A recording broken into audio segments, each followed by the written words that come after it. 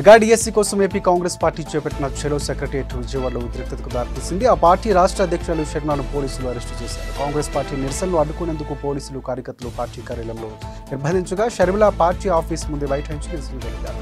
దీంతో అక్కడికి చేరుకున్న కాంగ్రెస్ శ్రేణులకు పోలీసులకు మధ్య స్వల్ప వాగ్వాదం చోటు చేసుకుంది. పలువురు నేతలు పోలీసులు అరెస్టు చేసి స్టేషన్కు తరలించారు.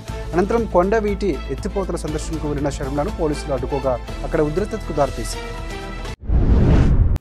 గురువాడ ఎమ్మెల్యే కొడాలి నాని కీలక వ్యాఖ్యలు చేశారు. టీడీపీ, జనసేన, బీజేపీ ఎక్కడ యుద్ధం చేస్తారో వారికే తెలియదంటూ సెటైర్లు వేశారు. అసలు కలిసి యుద్ధం చేస్తారో లేదో కూడా పవన్, చంద్రబాబుకు తెలియదన్నారు.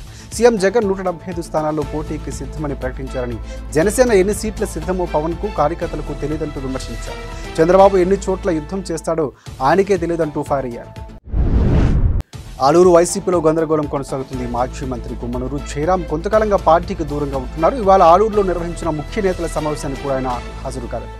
బివై రామయ్య, రామసుబ్బరెడ్డి, అలాగే విరూపాక్ష సహా మిగతా కొందరు ముఖ్య నేతలు మాత్రం హాజరయ్యారు. జయరాంతో పాటు ఆయన అనుచరులు ఢుమ్మా కొట్టారు. అయితే తనపై జయరాం సోదరుడు బెదిరింపులకు పాల్పడుతున్నట్లు కూడా అనుచరులు ఆరోపిస్తున్నారు. మాజీ మంత్రి గుమ్మనూరు జయరాంతో తనకు ఎలాంటి విభేదాలు లేవంటూ ఆథోని ఎమ్మెల్యే సాయి ప్రసాద్ రెడ్డి తెలిపారు. ఆథోని ఎమ్మెల్యే సాయి ప్రసాద్ రెడ్డి కారణంగా గుమ్మనూరు జయరాంకు ఎమ్మెల్యేగా పోటీ చేసేందుకు అవకాశం రాలేదని ప్రచారం చేస్తున్నారని, అవన్నీ అవాస్తవాలంటూ కొట్టిపారేశారు.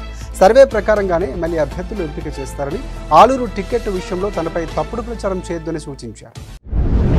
విశాఖపట్నంలో తెలుగు విద్యార్థి విభాగం నిరసన చేపట్టింది. ఐటీ శాఖ మంత్రి గుడివాడ అమర్నాథ్కు వ్యతిరేకంగా నినాదాలు చేశారు. అమర్నాథ్ పోస్టర్పై కోడిగుడ్లు కొట్టారు. టీడీపీలో రాజకీయ ఓనమాలు నేర్చుకుని ఈరోజు టీడీపీ అధినేత నారా చంద్రబాబుపై, నారా లోకేష్పై ఇష్టానుసారంగా మాట్లాడితే సహించేది లేదంటూ హెచ్చరించారు. నియోజకవర్గం మార్పుపై వార్తలపై టీడీపీ ఎమ్మెల్యే గంటా శ్రీనివాసరావు కీలక వ్యాఖ్యలు చేశారు. తనకు విశాఖపట్నంలోనే పోటీ చేయాలని ఉందని, విశాఖ నార్త్ నుంచి పోటీ చేయడం లేదని స్పష్టం చేశారు. అలాగే విశాఖ నార్త్లో వేరే ఇన్ఛార్జిని పెట్టమని తాను అధిష్టానానికి సూచించినట్లు ఆయన పేర్కొన్నారు. ప్రతి ఎన్నికల్లో విశాఖ జిల్లాలోనే పోటీ చేస్తున్నానని, ఈసారి కూడా విశాఖ జిల్లాలోనే పోటీ చేస్తానంటూ ధీమా వ్యక్తం చేశారు. పొత్తులపై ఆయన స్పందిస్తూ టీడీపీ, జనసేన సీట్ల లెక్క ఇంకా తేలలేదని, ఇప్పటికీ కేవలం 4 సీట్లపై మాత్రమే స్పష్టత వచ్చిందని పేర్కొన్నారు. అంబేద్కర్ కోనసీమ జిల్లా రాచూరులో జనసేన పార్టీ జోష్ పెరిగింది. ఇక నియోజకవర్గంలోని జనసేన నేత బొంతు రాజేశ్వరరావు ఆధ్వర్యంలో సుమారు 100 మంది వైసీపీకి చెందిన బీసీ, ఎస్టీ నేతలు ఇక జనసేన పార్టీలోకి చేరారు. వారికి బొంతు రాజేశ్వరరావు కండువలు కప్పి పార్టీలోకి సాధారణంగా ఆహ్వానం పలికారు. జనసేన పార్టీలో చేరిన వారికి అభినందిస్తూ అందరికీ పవన్ కళ్యాణ్, చంద్రబాబు అండగా ఉంటారని భరోసానిచ్చారు.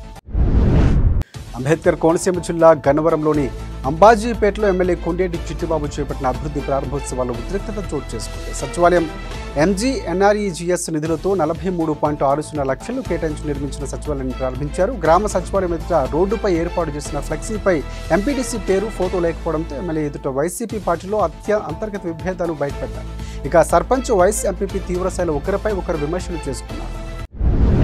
పిఠాపురం పాదకయ క్షేత్రం శ్రీ రాజరాజేశ్వరి సమేత ఉమా కుక్కుటేశ్వర స్వామి దేవాలయంలో ఒక పోస్టర్ను ఎమ్మెల్యే పెండెం దొరబాబు ఆవిష్కరించారు. దేవస్థానం ఈవో పులి నారాయణమూర్తితో పోస్టర్ను రిలీజ్ చేశారు. వచ్చే నెల 6 నుంచి 11వ తేదీ వరకు స్వామివారి దివ్య కళ్యాణ ఉత్సవాలు నిర్వహిస్తున్నామంటూ వారు తెలిపారు. భారత నౌకాదళం ప్రతిష్టాత్మకంగా నిర్వహిస్తున్న మిలాన్ 2024 విన్యాసాలు విశాఖలో ఘనంగా సాగుతున్నాయి.